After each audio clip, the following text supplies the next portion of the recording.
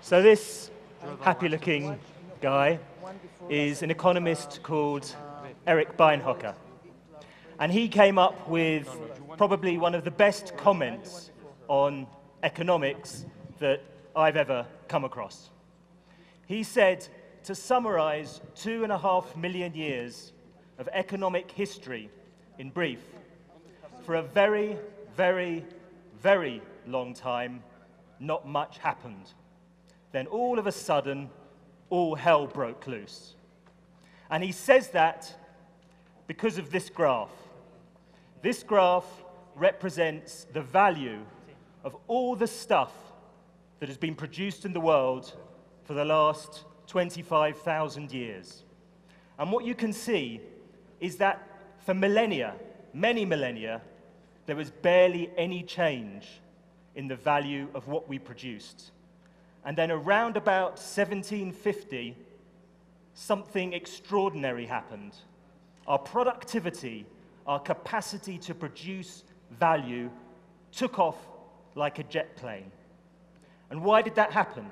It happened because of this, the Industrial Revolution, the emergence of a new technology that rapidly enhanced our ability to produce.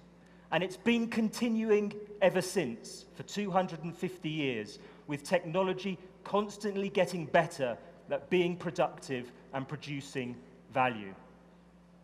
But it'd be wrong to see this as being just about technology. Something far deeper happened 250 years ago. It was the unleashing of the power to create.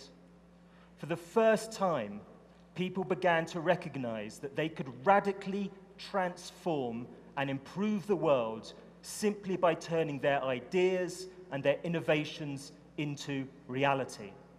But it was a power to create very much for an elite. It was a creativity that was reserved largely for the wealthy, the well-connected, the aristocracy. But even then, it still had a huge impact. For example, between 1 AD and the 1750s, incomes rose only from $1.20 per day to $1.70 a day around the world.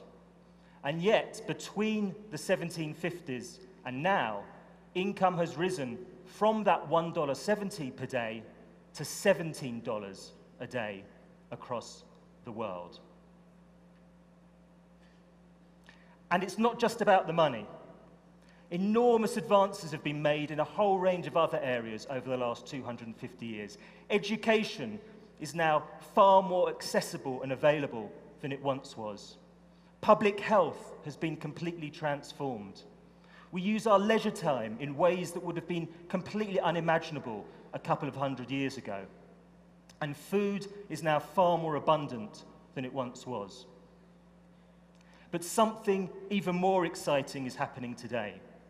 Whereas for the last 200 years, we have been really good at distributing the products of creativity, we're now getting excellent at distributing the tools for creativity itself. Because of a new technological revolution, people are able to share and develop and mobilize for their own ideas across the world.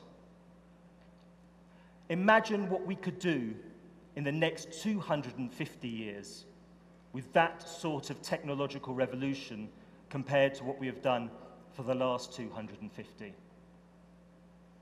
But there are still blockages to overcome. Only a quarter of us say that we feel we are living up to our creative potential. 50% of us say that we feel our creativity was crushed at school.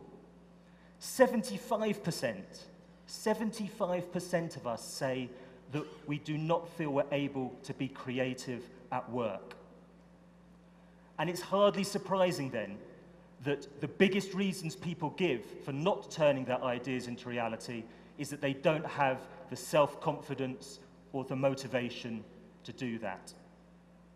So at the RSA, we believe that our task, everyone's task for the 21st century, is to reinvigorate that revolution of creativity, to unleash the power to create once again, just as it was unleashed 250 years ago. But this time, instead of unleashing it just for an elite, we should unleash it for everyone. Thank you very much.